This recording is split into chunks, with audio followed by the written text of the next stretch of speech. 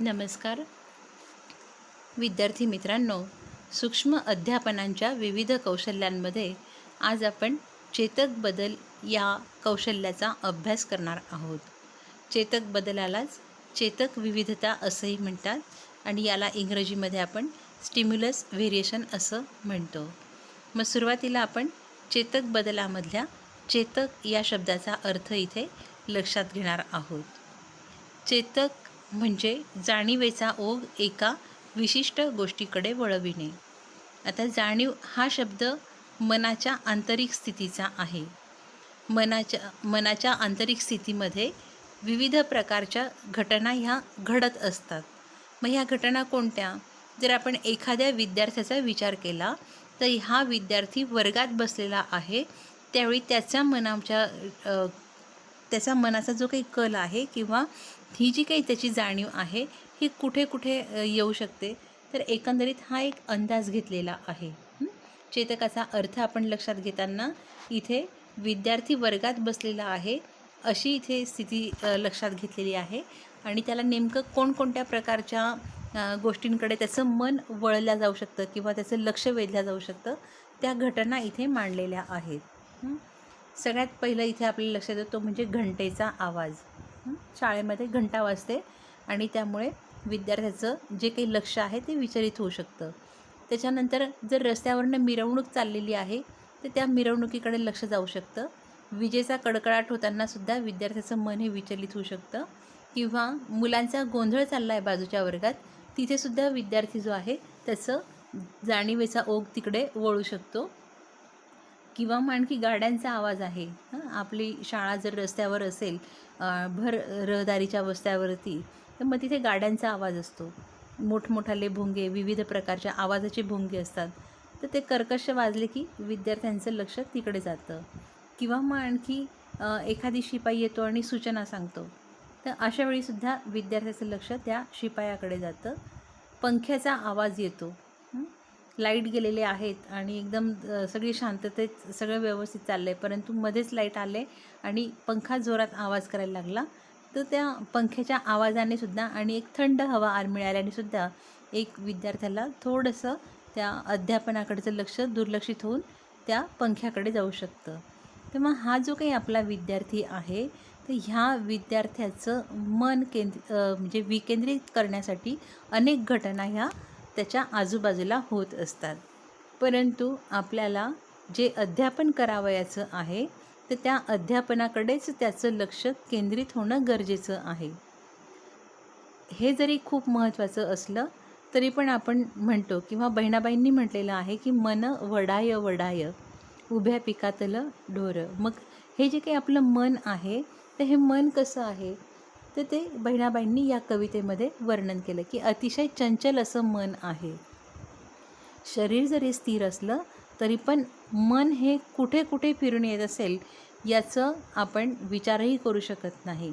आणि अशा या चंचल मनाला अध्यापनाकडे किंवा अध्ययनाकडे केंद्रित करणं ही तशी कठीण गोष्ट आहे. मग मनाला काय लागतं? मनाला विविधता लागते. त्याचं मन एकाच गोष्टीकडे खूप वेळ केंद्रित होऊ शकत नाही आणि म्हणून मनाला आवडणाऱ्या ज्या विविध अशा गोष्टी आहे त्या जर आपण अध्यापनामध्ये आणून दिल्या तर विद्यार्थ्याला अध्यापनामध्ये गुंतवता येईल. अध्यापनात म्हणण्यापेक्षा अध्ययनामध्ये आपल्याला गुंतवता येईल. म्हणून शिक्षकाच्या अध्यापनामध्ये अशा स्वरूपाची चेतक विविधता असली पाहिजे.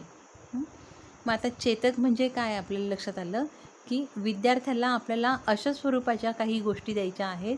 अध्यापनाच्याच आपण अध्यापनच करणार आहोत, पण ते अध्यापन करताना त्याला शिक्षकाच्या कृतीमध्ये विविध प्रकारचे बदल देणं गरजेचं आहे, जेणेकरून विद्यार्थ्याचं मन जे आहे किंवा लक्ष जे आहे तर ते या ठिकाणीच थांबेल, अध्यापनाकडेच थांबेल.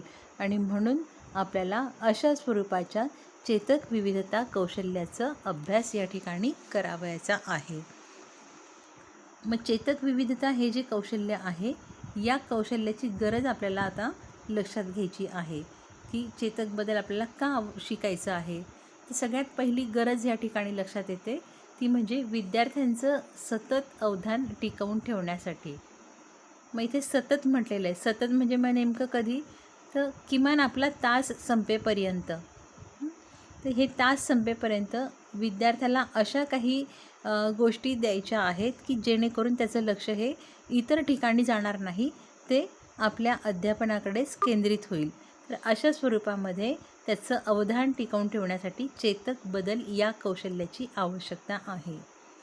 दुसऱ्या शब्दात सांगायचं झालं तर चेतक बदल कौशल्याचा जर आपण वापर केला तर विद्यार्थ्याचं अवधान आपल्याच अध्यापनाकडे आपल्याला नेहमी टिकवून ठेवता येतं. दुसरी गरज सांगितलेली आहे की विद्यार्थ्यांचा मानसिक थकवा आणि कंटाळा कमी करण्यासाठी. विद्यार्थी जो आहे आपला हा पूर्ण शाळा सुटेपर्यंत एकाच ठिकाणी बसलेला असतो. कमीत कमी शाळा ही 5 तासांची असते आणि जास्तीत जास्त ते शाळेवरती डिपेंड असतं. आणि म्हणून हा जो विद्यार्थी आहे त्याला एकाच ठिकाणी इतका वेळ बसणं हे कठीण असतं. म्हणजे शारीरिकदृष्ट्याही हे कठीण असतं आणि मानसिकदृष्ट्यासुद्धा 1 तास संपला की लगेच दुसरे शिक्षक वर्गात आलेले असतात. म्हणजे त्यांना विरंगुळा किंवा मग त्यांच्या मनाला शांती नसते. म्हणून त्यांचा तिथे थकवा येणं हे साहजिक आहे. परंतु आपण आपल्या अध्यापनामध्ये अशा विविध प्रकारच्या कृती जर केल्या तर निश्चितच विद्यार्थ्याच्या जो काही शारीरिक आणि मानसिक थकवा आहे तर हा कुठेतरी कमी होऊ शकेल.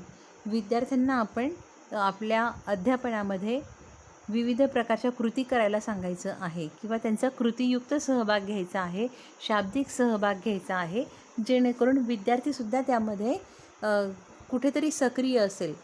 जर तो सक्रिय असेल तर त्याचा शारीरिक थकवा आणि मानसिक थकवा हा कमी होण्यासाठी उपयुक्त असेल.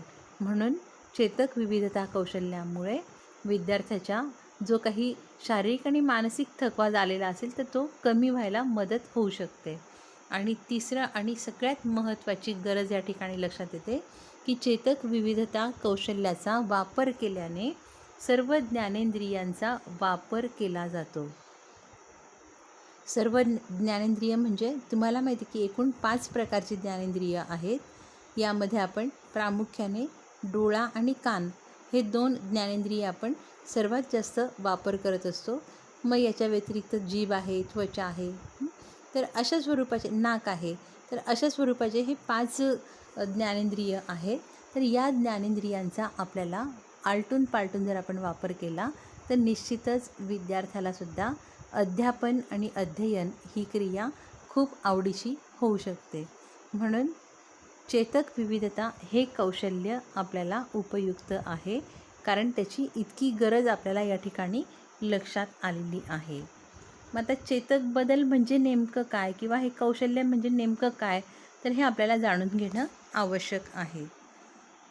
मग हे जाणून घेत असताना इथे असं लक्षात येतं की वर्गामध्ये जर शिक्षक ह्या विविध प्रकारच्या कृती करत असेल तर त्याला आपण चेतक बदल असं म्हणणार आहोत.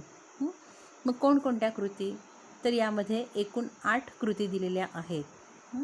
शिक्षकाची हालचाल, त्यानंतर शिक्षकाचे हावभाव, आवाजातील बदल, संवेदन लक्षातील बदल, त्यानंतर शाब्दिक लक्षवेध, त्यानंतर अशाब्दिक लक्षवेध, ज्याला आपण हावभावाने लक्षवेध असेही म्हणतो, विद्यार्थ्यांचा शाब्दिक सहभाग आणि विद्यार्थ्यांचा अशाब्दिक सहभाग, ज्याला आपण विद्यार्थ्यांचा कृतीयुक्त सहभाग असंही म्हणतो. तर एकंदरीत ह्या 8 कृतींचा संच म्हणजे चेतक विविधता होय. आतापर्यंत आपल्याला काय वाटत होतं की अध्यापन करणं म्हणजे शिकवणं. मग शिकवणं म्हणजे नेमकं काय करणं, तर पाठ्यपुस्तकातला जो काही मजकूर आहे तर तो विद्यार्थ्यांच्यापर्यंत पोचवणं, याला आपण अध्यापन म्हणत होतो. तर हे जे अध्यापन आहे तर या अध्यापनामध्ये जर चेतक विविधता हे कौशल्य आणायचं असेल तर त्यासाठी आपल्याला या 8 कृतींचा उपयोग करावायचा आहे. मग या 8 कृती कोणकोणत्या आहेत त्या आपण एक एक क्रमाने समजून घेणार आहोत. मग या ठिकाणी पुन्हा एकदा आपण लक्षात घेऊया या कोणत्या आहेत. शिक्षकाची हालचाल, शिक्षकाचे हावभाव, आवाजातील बदल, संवेदन लक्षातील बदल, शाब्दिक लक्षवेध, अशाब्दिक किंवा हावभावाने लक्षवेध, त्यानंतर विद्यार्थ्याचा शाब्दिक सहभाग आणि विद्यार्थ्याचा अशाब्दिक सहभाग किंवा कृतीयुक्त सहभाग. मग आता या प्रत्येक कृती आपण नीट समजून घेणार आहोत की या सर्व कृती तुमच्या 5 मिनिटांच्या पाठामध्ये आणावयाच्या आहेत. आपलं पूर्ण कॉन्सन्ट्रेशन कुठे असणार आहे? चेतक विविधता या कौशल्याकडे. चेतक विविधता कौशल्याचा पाठ तुम्हाला काढायचा आहे. तर नुसता काढायचा नाही तर तुम्हाला सादरही करायचा आहे. म्हणून 5 मिनिटांसाठी आपल्याला कोणकोणत्या कृती करायच्या आहेत? तर ह्या 8 कृती आपल्याला समजून घ्यायच्या आहेत. मग यातली सगळ्यात पहिली कृती आहे ती म्हणजे शिक्षकाची हालचाल. मग आता वर्गामध्ये शिक्षक अध्यापन करत असताना विविध प्रकारच्या हालचाली करतो. मग या हालचालींमध्ये काही हालचाली ह्या पोषक असतात आणि काही हालचाली ह्या लकब किंवा सवयीने आलेल्या असतात. मग यापैकी आपल्याला कोणत्या हालचाली इथे अपेक्षित आहे? तर पोषक स्वरूपाच्या हालचाली. मग पोषक म्हणजे कशासाठी पोषक? तर विद्यार्थ्याच्या अध्ययनासाठी ज्या हालचाली पोषक असतील त्याच शाळेमध्ये किंवा आपल्या 5 मिनिटांच्या पाठामध्ये आपल्याला करायच्या आहे आणि सवय झाली की तुम्ही वर्गामध्ये बरोबर तशाच हालचाली करणार आहात हे निश्चित. मग आता कोणकोणत्या हालचाली शिक्षक करतो? तर इथे आपण लक्षात घेतो आहे की कथन किंवा स्पष्टीकरण करताना त्याच्या होणाऱ्या हालचाली. मग कथन आणि स्पष्टीकरण करताना कोणकोणत्या हालचाली होतात? तर इथे उदाहरणार्थ म्हटले की तो फलक लेखन करतो. शिक्षक काय करतात? शिक्षक हे फलक लेखन करतात. त्यानंतर विविध प्रकारचे शैक्षणिक साधनही दाखवत असतात. मग हे शैक्षणिक साधन दाखवताना असेल किंवा फलक लेखन करताना ज्या काही हालचाली होत असतील तर ह्या हालचाली कशा आहेत? तर ह्या पोषक आहेत, म्हणजे ह्या आवश्यक आहेत आणि म्हणून त्या हालचाली इथे करणं अपेक्षित आहे. त्यानंतर जर एखादी शिक्षक जे आहेत तर ते मुलांना प्रयोग करून दाखवत आहेत, म्हणजेच ते दिग्दर्शन करत आहेत त्या प्रयोगाचं, तर ते दिग्दर्शन करणं ही सुद्धा जी कृती आहे ही पोषक स्वरूपाची आहे. म्हणून अशा स्वरूपाची हालचाल ही करणं गरजेचं असल्याने या हालचाली इथे पोषक हालचालींमध्ये समाविष्ट होणार आहे. किंवा तुम्ही एखादी सुंदरसं शैक्षणिक साधन दाखवत आहात, प्रतिकृती आणलेली आहे तुम्ही. आपण मागे उदाहरण घेतलं होतं की पृथ्वी गोलचा आपण बऱ्याचदा वापर करतो. पृथ्वी गोल ही काय प्रतिकृती आहे? तुम्ही हृदयाची प्रतिकृती दाखवू शकतात विज्ञानाच्या पाठामध्ये. अशा अनेक प्रतिकृती आपल्याकडे आहेत. तर मग या प्रतिकृती दाखवत असताना जीही काही शिक्षकाची हालचाल होणार आहे तर ती हालचाल इथे होणं गरजेचं आहे. आणि म्हणून त्यांना आपण पोषक हालचाली म्हटलेल्या आहेत. तर ही हालचाल इथे आपल्याला जाणीवपूर्वक करायची आहे. त्यानंतर आणखी पर्यवेक्षण आपण करतो. बऱ्याचदा मुलांना आपण काही गणित लिहायला दिलेलं असतं किंवा शुद्धलेखन लिहायला सांगितलेलं असतं किंवा स्वयं अध्ययनाचा त्यांचा तास असतो. तर अशा विविध प्रकारच्या अभ्यासांसाठी आपण जर काही काम दिलेलं असेल विद्यार्थ्यांना तर त्यावेळी आपण त्यांच्या रांगांमध्ये फिरतो की विद्यार्थी जे गणित सोडवत आहे हे गणित बरोबर करतो आहे का, याची कोणती स्टेप चुकते आहे का. तर हे आपण जवळून जर पाहिलं तरच आपल्याला ते लक्षात येतं आणि म्हणून अशावेळी रांगांमधून फिरणं हे खूप गरजेचं असतं. तर हे रांगांमधनं अशावेळी फिरणं ही त्याची पोषक हालचाल आहे.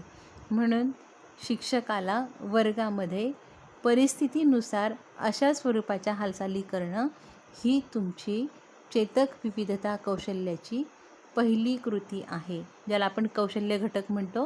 तर हे पहिलं कौशल्य घटक आहे की तुम्हाला शिक्षकांच्या म्हणजे ज्या ज्या ठिकाणी आवश्यक आहे परिस्थिती जशी असेल त्यानुसार आवश्यक होणारी जी काही हालचाल आहे त्याला आपण शिक्षकाची हालचाल असं म्हणणार आहोत. मग आता या पाठामध्ये तुम्हाला ज्या ज्या ठिकाणी हे अशा स्वरूपाच्या कृती करावयाच्या असतील त्यावेळी तुम्हाला त्याच्या पुढे कौशल्य घटक या कॉलममध्ये काय लिहायचं आहे या ठिकाणी मांडलेलं आहे. एकाचा आकडा दिला आहे बाजूला निळ्या रंगाच्या स्लाईडमध्ये 1 आणि TR.M असं केलेलं आहे आपण. TR आणि M म्हणजे काय? तर टीचर्स मूवमेंट ज्याला आपण म्हणतो आणि म्हणून मग ते शॉर्टमध्ये आपण दाखवणार आहोत. टीचर्स मूवमेंट किंवा शिक्षकाची हालचाल. तुम्ही मराठीत लिहिलं शिक्षकाची हालचाल तरी चालेल किंवा मग जर तुम्हाला जुन्या लेसन नोटमध्ये अशा स्वरूपाचं शॉर्ट लिहिलेलं असेल तर तुम्हाला ते जाणून घेता येईल की TRM काय आहे, तर शिक्षकाची हालचाल आहे. मग जिथे जिथे तुम्ही शिक्षकाची हालचाल करणार आहात त्याच्यापुढे तुम्हाला तो कौशल्य घटक मांडायचा आहे. हे आपण पाठटासनाच्या संदर्भात बोलत आहोत आणि ॲक्च्युअल पाठ घेताना तुम्हाला या कृती इथे करावयाच्या आहेत. आपण म्हटलं होतं की काही हालचाली ज्या असतात तर ह्या लकब म्हणून किंवा सवय म्हणून होत असतात, तर त्या आपल्याला जाणीवपूर्वक टाळायच्या आहेत. मग त्या कोणकोणत्या असतात, तर बरेच जे शिक्षक आहेत किंवा मग काही शिक्षक असे असतात की त्यांना ती सवयच असते. धडा जर वाचत असतील किंवा एखादी पाठ जर ते वाचून शिकवत असतील तर ते वाचून शिकवताना इकडनं तिकडे अशा फेऱ्या मारतात. मग ह्या फेऱ्या मारणं म्हणजे विद्यार्थ्यांचं लक्ष जे आहे तर ते त्या पाठाकडनं दुर्लक्ष होतं आणि शिक्षकांच्या फेऱ्याकडे ते लक्ष तिथे जाऊन बसतं. म्हणून आपल्याला अशा स्वरूपाच्या ज्या हालचाली आहेत तर त्या टाळायच्या आहेत. ही या ठिकाणी एक उदाहरण दिलं आहे, परंतु अनेक प्रकारचे हे आहेत, काय म्हणतात, अशा सवयी आहेत. इथे म्हटलं दीड पायावर उभं राहणं, म्हणजे एखादी शिक्षक जे आहेत एकाच पायावरती जोर देऊन उभे असतात, दुसरा पाय थोडा सैल असतो. मग तेही विद्यार्थ्यांना म्हणजे त्यांचं लक्ष विचलित होऊ शकतं. किंवा काही शिक्षक जे आहे हे खडू खेळतात. अनुभवी शिक्षकांकडनं अशा कृती होत नाही, परंतु तुम्ही नवीन ट्रेनिंग घेत आहेत, या शिक्षकी पेशामध्ये तुमचं नव्यानंच पदार्पण होत आहे आणि म्हणून तुम्हाला या दृष्टिकोनातनं अशा जर काही तुमच्या हालचाली होत असतील तर त्या जाणीवपूर्वक टाळायच्या आहेत. बऱ्याचदा अभ्यास नसला की अशा काही गोष्टी घडून जातात, परंतु आपण खूप छान अभ्यास करायचा आहे. छान अभ्यास असेल तर मग अशा या ज्या गोष्टी आहेत तर त्या घडणार नाही. म्हणून आवश्यक ज्या हालचाली आहे त्याच हालचाली आपल्याला इथे करावयाच्या आहेत. मग आवश्यक हालचाली कोणकोणत्या पुन्हा एकदा रिमाइंड करा की फलकलेखन तुम्ही करणार आहात त्यावेळी होणारी हालचाल, त्यानंतर साधन ज्यावेळी तुम्ही दाखवत असाल, म्हणजे साधन म्हणजेच काय, तर शैक्षणिक साधन.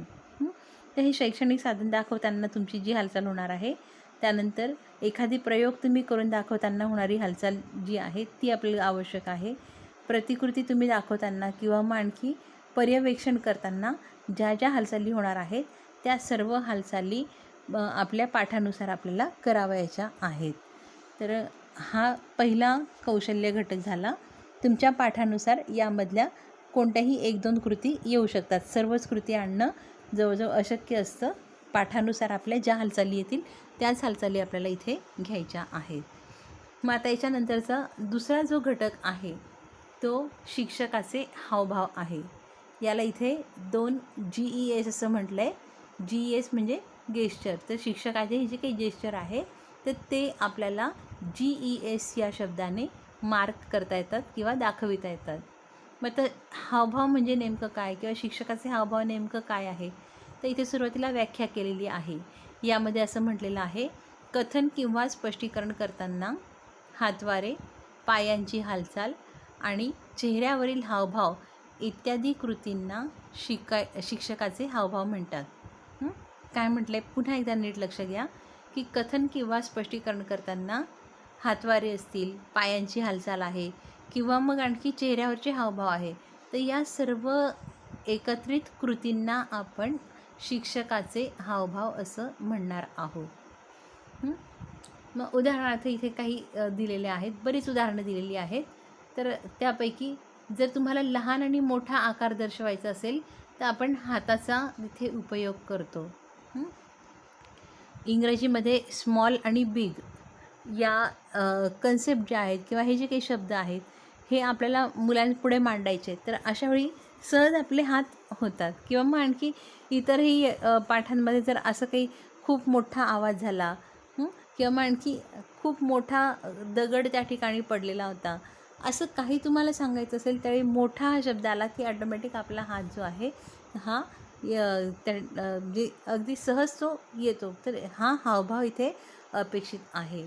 किंवा मग वर्तुळाकार गती दर्शविण्यासाठी पृथ्वी ही स्वतःभोवती पश्चिमेकडून पूर्वेकडे फिरते. मग ही कशी फिरते, तर ही माहिती आपल्याला ती स्वतःभोवती फिरते म्हणजे वर्तुळाकार किंवा गोलाकार फिरते. मग ती तुम्ही हाताने दाखवू शकतात. किंवा मग कृतीतून तुम्ही करू शकतात. आपण स्वतःभोवती एक फेरी मारून दाखवायची. तर हा जो हावभाव आहे, तर हा हावभाव कसा आहे, तर हा आवश्यक आहे. शिक्षकाचा हावभाव या ठिकाणी आपण तो लक्षात घेणार आहोत. किंवा तुम्ही विविध प्रकारचं बल शिकवत आहात, ते बल शिकवतानासुद्धा असं जर काही असेल, गतीचे प्रकार आहे, गती कोणकोणते आहेत, मग त्या गतीचं तुम्ही उदाहरण सांगताना आंदोलित गती वगैरे, तर तुम्ही ते जसे हातवारे इथे करणार आहात, ते हातवारे म्हणजेच काय आहे, हावभाव आहे. त्यानंतर एखादी मुद्दा पटवून देताना तुमची कदाचित मूठ वाळल्या गेली, तर तो एक हावभाव असू शकतो. घोषणा देत आहेत इतिहासामध्ये, चले जाव चळवळ तुम्ही शिकवतायत, इन्कलाब जिंदाबाद तुम्ही सांगतायत, मग त्यावेळी जर आपण सहज म्हणजे घोषणा देताना जर आपण हात वर केले नाहीत किंवा मग आणखी ती जी एक विशिष्ट पद्धत आहे ती जर आपण केली नाही, तर ती त्याच्यात मजा नाही राहत. म्हणून पाठामध्ये इतकं समरस व्हायचं आहे की हे हावभाव ॲटोमॅटिक आले पाहिजेत. घोषणा असेल तर घोषणांच्याच दृष्टिकोनातून आपले हातवारे झाले पाहिजे. आपल्या चेहऱ्यावरचे हावभाव तसे आले पाहिजेत. तर एकंदरीत काय आहे की या स्वरूपाचे आपल्याला हातवारे हे जे काही हावभाव आहे हे या ठिकाणी करता येऊ शकतात. आपण विद्यार्थ्यांनी कोणी काही विचारलं आणि आपल्याला त्याचं नकारार्थी उत्तर द्यायचं असेल तर आपण मानेने नाही म्हणतो. विद्यार्थी बऱ्याचदा म्हणतात की बघ हे करायचं आहे का, हे लिहायचं आहे का फळ्यावरचं. तर हो नाही, आपण नाही म्हणताना पण सहज आपल्या मानेने नाही येतं, हाताने आपण नाही सांगतो. तर हे ॲटोमॅटिक येणारे हावभाव आहे, परंतु ते आवश्यक आहे. म्हणून हे हावभाव इथे आपल्याला घ्यायचे आहे. किंवा मग अंक सांगताना उदाहरणार्थ खडकाचे प्रकार किती आहे, तर हे 3 आहे. 3 सांगताना आपण पटकन 3 बोट काढतो. तर ही अगदी छोटीशी आणि साधी गोष्ट आहे, अगदी ही सहजतेने होत असते. आणि म्हणून हे हावभाव हे अशा रीतीने सहजतेनेच आले पाहिजे. तुम्ही कोणत्याही प्रकारचे अंक उच्चारत असाल तर ते अंक तुमच्या बोटांवरती येण्यासारखे असतील, तुम्ही ते आणा. तर ह्या पद्धतीने आपल्याला हे करायचं आहे. इथे दांडी यात्रेचं एक उदाहरण दिलं आहे. तर जसं दांडी यात्रेमध्ये महात्मा गांधीजींनी मिठाचा सत्याग्रह केलेला होता. मीठ उचलून त्यांनी ही यात्रा सुरू केलेली होती. मग ते मूठभर मीठ त्यांनी उचललं. जसा आशय येईल त्याप्रमाणे जर आपल्या हालचाली जर झाल्या तर त्या इथे हावभाव म्हणून आपण समाविष्ट करणार आहोत. पाठ कोणत्याही विषयाचा असू द्या, इतिहास, मराठी किंवा मग तिघी लँग्वेज आणि आपलं इतिहास, तर या हावभावांना खूप मोठा चान्स आहे. पण भूगोल असेल, विज्ञान असेल, गणित आहे, यामध्ये इतके हावभाव नाही आहे. परंतु जसं आपण म्हटलं की अंक दर्शवित असताना किंवा मग अशी काही गती आहे, ती गती दाखवताना जिथे जिथे हावभाव येतील तिथे तिथे आपण ते करायचे आहेत. तर एकंदरीत अशा रीतीने हे शिक्षकाचे हावभाव आपल्याला आणायचे आहेत. मग हातवारे नंतर आपल्या चेहऱ्यावरचे हावभावसुद्धा इथे लक्षात घ्यायचे. मग चेहऱ्यावरचे हावभाव कसे की आशयानुरूप असले पाहिजे. इथे भाषेतील रस सांगितलेला आहे. भाषेमध्ये 9 प्रकारचे रस आहेत आणि ह्या 9 प्रकारच्या रसांचं जर तुम्ही वर्णन करत असाल किंवा कुठली तरी कविता विशिष्ट एखाद्या रसावर असेल तर त्याप्रमाणे तुमच्या चेहऱ्याचे भाव दिसले पाहिजेत. आता यामध्ये फार स्पष्टीकरण करण्याची गरज नाही. मराठीच्या विद्यार्थ्यांना माहिती की कोणकोणते रस आहेत, त्यानुसार आपले हावभाव कसे झाले पाहिजे, तर त्याप्रमाणे आपण लक्षात घ्यायचं आहे. एखादी वाईट प्रथा असेल किंवा चुकीचं वागणं असेल त्याबद्दल आपल्याला नाराजीचा भाव आला पाहिजे. तुम्ही महायुद्ध शिकवतायत, त्यामध्ये ब्रिटिशांनी सतीची प्रथा जी आहे तर ही मोडीत काढली, तर हे त्यांनी केलेलं चांगलं कृत्य आहे. पण त्या काळामध्ये त्या स्त्रियांना किती त्रास होत होता हे तुम्ही स्पष्ट करून सांगताना तुमच्या चेहऱ्यावरती थोडीशी नाराजी आणणं गरजेचं आहे. त्यानंतर काही समाजसेवक असतील, स्वातंत्र्य सैनिक असतील, यांच्या किंवा काही संतही असतील, तर या संदर्भात जर आपण विवेचन करत असू, स्पष्टीकरण करत असू, तर तसा भाव आपल्या चेहऱ्यावरती ॲटोमॅटिक आला पाहिजे की अभिमानाचा ज्याला आपण म्हणतो तसा भाव इथे आला पाहिजे. तर ह्या सगळ्या गोष्टींच्या दृष्टिकोनातनं जसा आशय असेल त्यानुसार आपल्या चेहऱ्यावरचे हावभाव येणं हे गरजेचं आहे. त्यानंतर पायाची हालचाल असं म्हटलं आहे की पायांची हालचालसुद्धा आपण यामध्ये लक्षात घेणार आहोत शिक्षकाच्या हावभावामध्ये. मग आता पायांची हालचाल आपण परिवलनाच्या दृष्टिकोनातून लक्षात घेतली की पृथ्वी ही स्वतःभोवती एक फेरी पूर्ण करते, त्याला आपण परिवलन म्हणतो. मग हे जर आपण प्रत्यक्ष फिरून दाखवलं तर विद्यार्थ्यांना ते चटकन समजतं, म्हणून या ठिकाणी हा हावभाव महत्त्वाचा आहे. मग यानंतर नजर, शिक्षकाची जी नजर आहे तर ही इशाऱ्यासाठी किंवा वर्ग व्यवस्थापनासाठी किंवा वर्ग नियंत्रणासाठी ही खूप उपयुक्त आहे. मग अशावेळी हा सुद्धा हावभाव इथे आपल्याला लक्षात घेता येतो. मग याच्यानंतरचं जे पुढचं कौशल्य घटक आहे तो म्हणजे आवाजात बदल. तिसरा जो कौशल्य घटक आहे त्याला आपण आवाजातील बदल म्हटलेला आहे आणि इथे CSP असं म्हटलेलं आहे. CSP याचं फुल फॉर्म आहे change in speech pattern. Change in speech pattern म्हणजेच काय, तर आवाजातील बदल. तर शिक्षकाला काही हालचाली कराव्या लागतात, हे आपण पहिल्या कौशल्य घटकात बघितलं. दुसऱ्या कौशल्य घटकात बघितलं की त्याला काही हावभावसुद्धा करायचे आहेत, काही म्हणजे त्याच्या आशयानुसार त्याला हावभाव पण करायचे आहे. आणि अगदी त्याचप्रमाणे आपल्या पाठाला आवश्यक असेल त्यावेळी आवाजामध्ये बदलही करता आला पाहिजे. मग हे आवाजातला जो बदल आहे हा आपण नेहमी अगदी कुठे करू शकतो, तर इथे सुरुवातीला सांगितलेलं आहे की विरामचिन्हांचा वापर आपल्याला आवाजात बदल करताना लक्षात घ्यायचा आहे. उदाहरणार्थ पूर्णविराम आहे. पूर्णविराम तिथे म्हणजे थोडीशी विश्रांती आपल्याला घेणं गरजेचं असतं, म्हणून ओळ संपली की तिथे आपल्याला थांबा जो आहे तो घ्यायचा आहे. त्यानंतर अर्धविराम आहे. एक वाक्य खूप मोठं असेल तर ते एक सलग आपल्याला बोलता येत नाही, म्हणून तिथे अर्धविराम दिलेला असतो.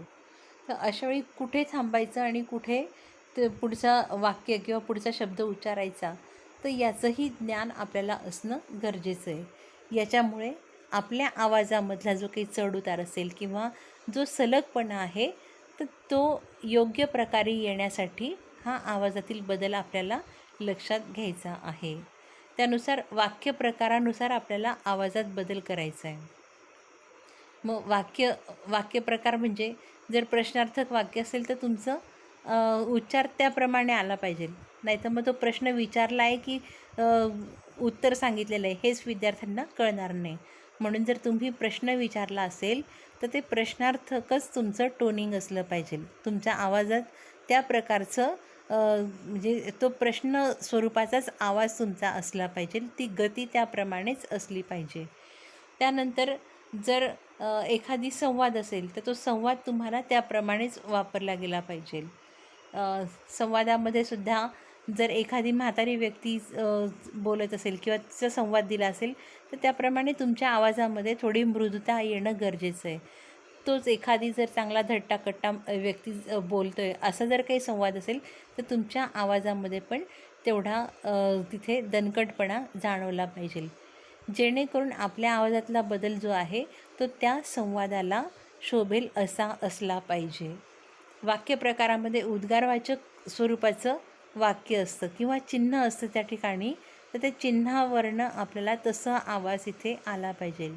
आता आपण म्हणतो की अबब किती मोठा साप, तर ह्या ठिकाणी उद्गारवाचक चिन्ह आहे.